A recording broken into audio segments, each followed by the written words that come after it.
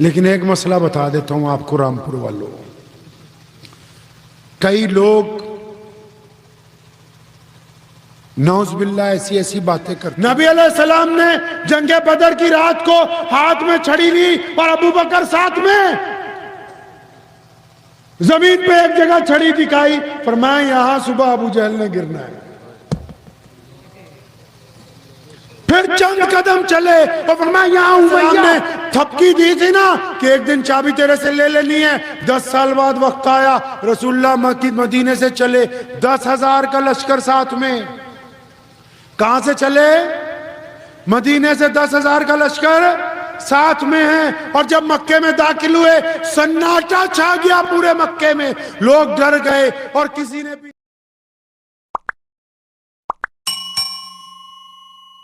ایک مسئلہ بتا دوں، ویسے میں فتوے دیتا نہیں، ہم تو صرف رسول اللہ صلی اللہ علیہ وسلم کی پڑھنے والے سننے والے لوگ ہیں، لیکن ایک مسئلہ بتا دیتا ہوں آپ کو رامپور والوں، کئی لوگ نعوذ باللہ ایسی باتیں کرتے، کچھ دوسروں کو بیٹھ کے پوچھتے ہیں کہ یہ تو بتاؤ کہ رسول اللہ نوری تھے کہ ناری تھے؟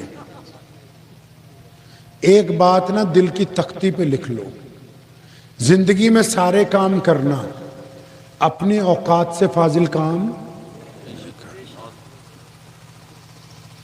اوقات سے فاضل کام کبھی نہیں۔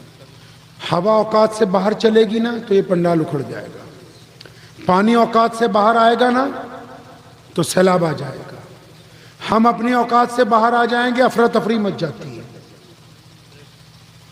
اوقات سے باہر نہیں، ہر بندے کی ایک حیثیت ہے۔ نبی کی شان کیا ہے؟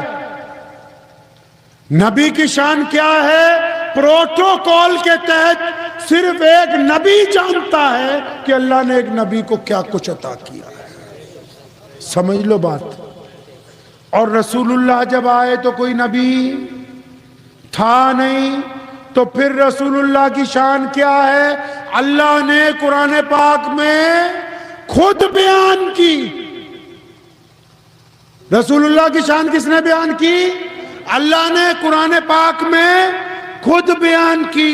اگر کوئی پنچ ہوتا ہے، سرپنچ ہوتا ہے، اس کا دائرہ گاؤں تک ہوتا ہے، کوئی کوتوال ہوتا ہے اس کا دائرہ ایک شہر تک ہوتا ہے، کوئی S S P D C لگ جاتا ہے اس کا دائرہ ضلع تک ہوتا ہے، کوئی اگر امریکہ کا صدر لگ جائے تو اس کا دائرہ یونائٹڈ اسٹیٹ تک ہوتا ہے، کوئی بھی بنا دائرے کا بندہ نہیں ہے۔ تو رسول اللہ کی عظمت کیا ہے اور رسول اللہ کیا ہے؟ ہماری اوقات سے اوپر کی بات ہے۔ اور جن کو استنجا پاک کرنا نہیں آتا نعوذ باللہ، وہ بیٹھ کے بتائیں گے کہ رسول اللہ صلی اللہ علیہ وسلم کے پاس کیا تھا۔ اور شیخ سعدی نے تبھی تو طلب کے کہا کہ اللہ کے بعد اگر کوئی ہے تو بس رسول اللہ ہے۔ نعوذ باللہ کچھ لوگ یہ جو کہتے ہیں نا کہ رسول اللہ ہم جیسے تھے، انہوں نے ابھی رسول اللہ کو پڑھا ہی نہیں ہے۔ رسول اللہ نے سحری کی، روزہ رکھا، افطار کا وقت آیا، امی عائشہ نے کہا یا رسول اللہ افطار کریں گے؟ فرمایا میں افطار نہیں کروں گا۔ سارا رات گزر گئی، سحری کا وقت آیا، یا رسول اللہ کچھ کھائیں گے؟ فرمایا نہیں، روزہ چل رہا ہے۔ دوسری سحری نکلی، افطار کا وقت آیا، یا رسول اللہ روزہ کھولیں گے؟ نہیں۔ پھر تیسری سحری آئی، یا رسول اللہ سحری؟ فرمایا نہیں، 3 دن روزے رکھتے تھے۔ صحابہ نے کہا یا رسول اللہ ہمیں بھی اجازت دے دیں، ہم بھی 3 دن کا روزہ رکھ لیا کریں۔ حدیث میں لفظ ہیں، نبی علیہ السلام نے فرمایا اور تم میں مجھ جیسا کون ہے؟ کون ہے تم میں مجھ جیسا؟ فرمایا مجھ کو تو میرا رب کھاتا کھلاتا پلاتا ہے۔ یہ آج کا کوئی مقرر بتائے گا بیٹھ کے کہ رسول اللہ کی عظمت کیا ہے؟ سنو، سیدنا امام ابو حنیفہ سے لے کر اور شاہ ولی اللہ محدث دہلوی تک 1000 سال میں کسی مولوی نے رسول اللہ کی ذات کے اوپر وجہ نزاع کی تقریر نہیں کی. ہم عزت میں تھے. نعوذ باللہ جس دن سے ہم رسول اللہ کو بیٹھ کے ڈسکس کرنے لگے ہمارے سے عزت بھی چلی گئی, نور بھی چلا گیا, اثر بھی چلا گیا, ذلت ہماری مقدر ہو گئی. رسول اللہ کے پاس کیا ہے؟ کوئی بندہ بتائے گا؟ یہ مفتی صاحب بیٹھے, پوچھو بخاری کی صحیح حدیث ہے کہ نہیں؟ نبی علیہ السلام نے جنگ بدر کی رات کو ہاتھ میں چھڑی لی اور ابو بکر ساتھ میں, زمین پہ ایک جگہ چھڑی دکھائی, فرمایا یہاں صبح ابو جہل نے گرنا ہے. پھر چند قدم چلے اور فرمایا یہاں امیہ یہاں ہلاک ہوگا.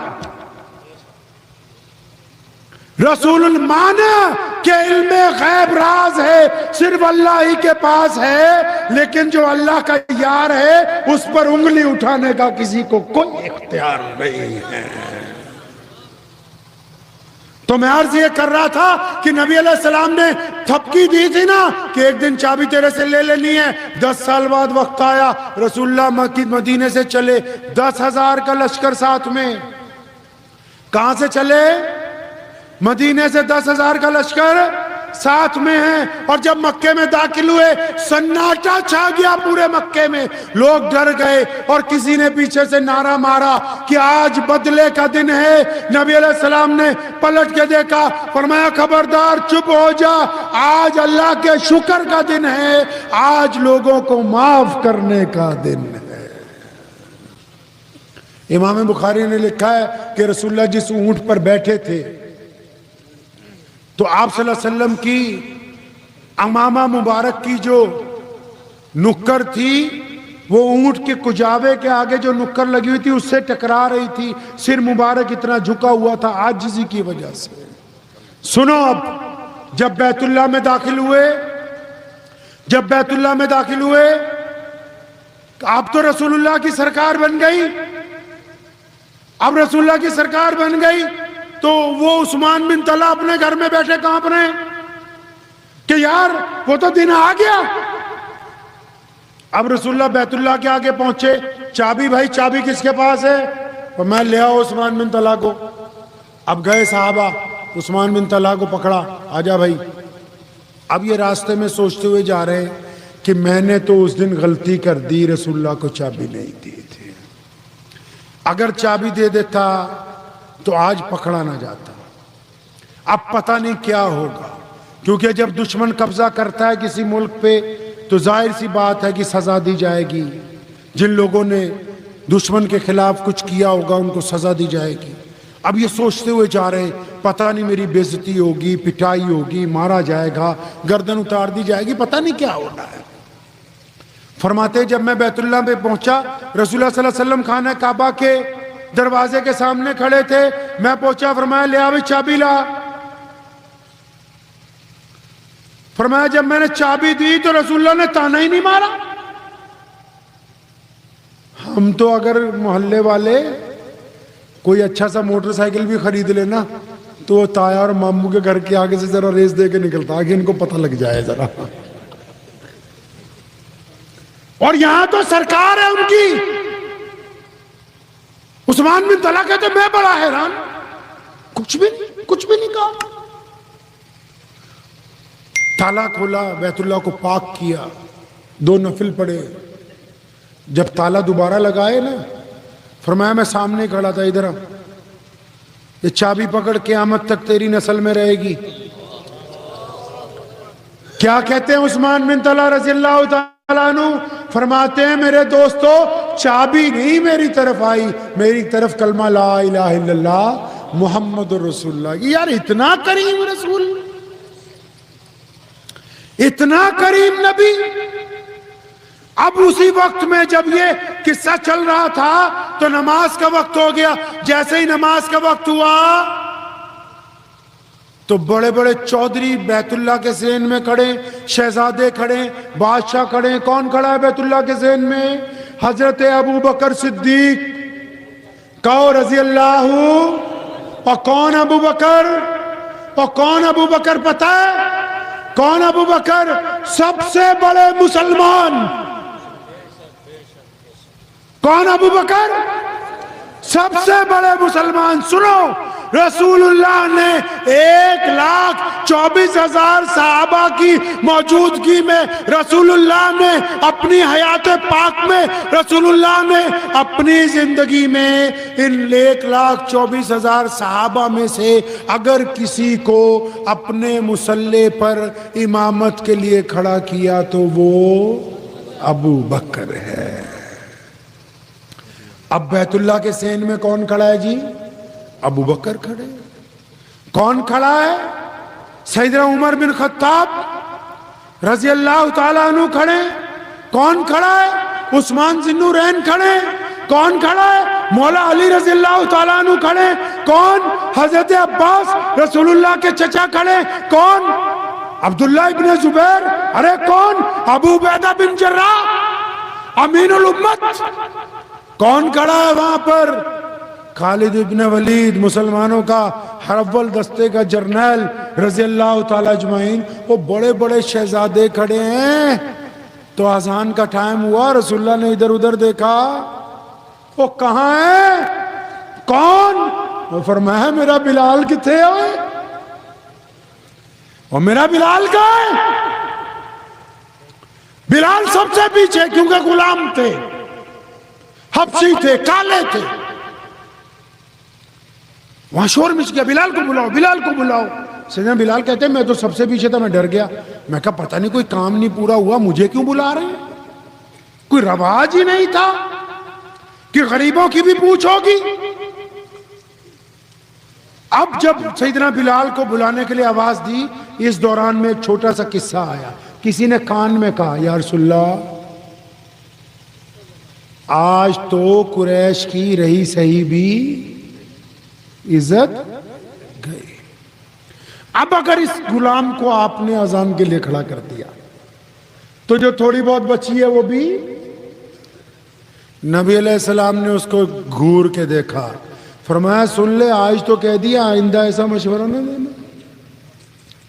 اس مکے میں اگر اللہ اور اس کے رسول کے نام پر مار کھانی ہو تو بلال کھائے، چمڑی ادڑوانی ہو تو بلال ادڑوائے، اور ریت کے پتھر جس کے اوپر رکھے جائیں تو وہ بلال ہو. یہ کیسے ممکن ہو سکتا ہے کہ خانہ کعبہ میں پہلی اذان دینی ہو؟ فرمایا آج اگر کوئی بیت اللہ کی چھت پہ چڑھ کے اذان دے گا تو میرا بلال دے گا. اب جب بلال آ گئے، یا رسول اللہ حکم. فرمایا حکم کیا ہے؟ چڑھ جا بیت اللہ کی چھت پہ اذان دے. اب سنو، جب بلال رضی اللہ عنہ فرماتے میں بیت اللہ کی چھت پہ منڈیر پہ چڑھنے لگا غلاف کو پکڑ کے، تو فرمایا میں رونے لگا. تو مجھے یاد آیا کہ ابو جہل تو تجھے بہت مارتا تھا یار.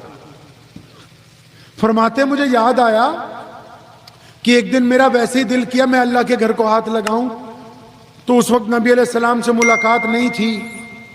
فرمایا جب میں بیت اللہ میں اندر گھسا، ابھی چوکھٹ ہی پار کی تھی، تو امیہ نے مجھے دیکھا اور مجھے اس وقت تک مارتا رہا جب تک میں بے ہوش نہیں ہو گیا، اور مجھے یہ کہتا تھا اچھا تیری اتنی حیثیت ہے کہ تو بیت اللہ میں آئے گا. فرمایا جب میں بیت اللہ کی منڈیر پر چڑھ رہا تھا میں رونے لگا، اور میرے دل نے کہا یار بلال ایسا کیا کر دیا تو نے کہ آج تو بیت اللہ کی چھت پہ چڑھ رہا ہے. تو فرماتے پھر میں نے اپنے دل کو کہا خود کہ بلال یہ جو پیارے پیغمبر ہیں نا، ان کی محبت کی وجہ سے آج تو بیت اللہ کی چھت پر ہے. اور بلال نے چھت پر چڑھ کے نا، قربان جائیں میرے ماں باپ بلال پر، قربان جائیں پوری دنیا کے مسلمان سیدنا بلال پر، بیت اللہ کی چھت پر چڑھ کے بلال نے صرف آزان نہیں دی، خدا کی قسم بلال نے تو وہ کام کر دیا جو قیامت تک کے لیے نرالا ہی کام ہے. اب آپ کہتے ہوگے کہ بھئی ایسا کیا کر دیا؟ جی آپ کو نہیں پتا؟ اور بتاؤ پتہ ہے کہ نہیں؟ اور بولو یار، کھنڈوے والوں بولو تو صحیح، پتہ ہے کہ نہیں؟ نہیں پتا؟ کھنڈوا نام ہے آگا؟ کھنڈیا، اچھا. وہ پتا ہے کہ نہیں پتا؟ بولو پتا ہے نہیں؟ امام ہے آپ کے گاؤں میں؟ ارے سچی بتاؤ ہے؟ ہمارے مفتی وسیم اکرم صاحب بیٹھے ہیں، مجھے پکڑ کے لائے لدھیانہ سے، اور صبح ہی پہنچ گئے تھے لدھیانہ کے، ہو سکتا ہے بھاگ نہ جائے بیچ میں سے. تو مجھے کہنے لگے میرے ننیال ہے، ابا کے سسرال ہے، جانا ہی پڑے گا وہاں. تو میں پوچھ رہا یہاں انہوں نے بھی ایک دفعہ قرآن سنایا. امام ہے آپ کے یہاں؟ ہے. کتنی تنخواہ ہے امام کی؟ کتنے؟ 8,000؟ اتنے زیادہ؟ اچھا اتنا تو پتا ہوگا، ہو تو دیہاتی سارے ہی، کہ جتنا گڑ ڈالو گے. اب یہ پتا کیوں نہیں؟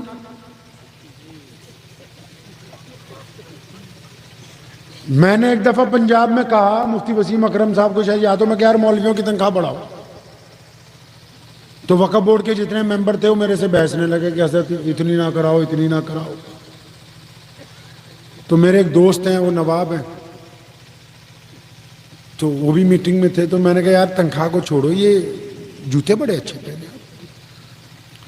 تو کہنے لگے عثمان بھائی یہ 22,000 کے ہیں، ایڈیڈاس کمپنی کے آئے ہیں. تو میں نے کہا پھر اچھی بات ہے، آپ لوگوں کو جوتیوں کی ضرورت ہے، اماموں کی نہیں ہے. جتنے چودھری ہنس رہے ہو نا، چلو بھر پانی لو، اس میں ڈبکی لگاؤ. اگر آپ امام کو یومیہ 1,000، یومیہ مطلب ڈیلی 1,000 نہیں دے سکتے، ایک مزدور کی دہاڑی جتنا بھی، تو آپ کو دین کوئی نہیں سمجھا سکتا. یہ لکھ لو، طاقت لکھ لو اس کو، آپ کو دین کوئی نہیں سمجھا سکتا.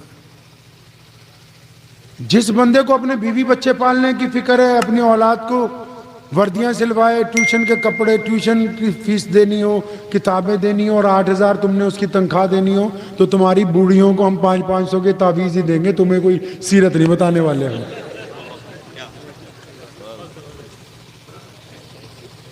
شرم کر لو تھوڑی بہت، بنا مذاق کے کر رہا ہوں. اگر دین کو چاہتے ہو، اگر رسول اللہ سے پیار ہے، تو باقاعدہ پابند کر لو اپنے امام کو کہ ہم نے تو سیرت سننی ہے، سیرت پڑھنی ہے، کیونکہ قرآن کی ہر آیت سیرت نبی ہے. اور وہ سنائے گا کون؟ صرف امام. اور امام کب سنائے گا ایمانداری سے؟ جب وہ اپنے بچوں سے بے نیاز ہوگا. وہ بے شرم مقتدی ہیں جو امام کو 30,000 روپے سے کم دیتے ہیں، ان کو کوئی بھی بندہ دین نہیں سمجھا سکتا.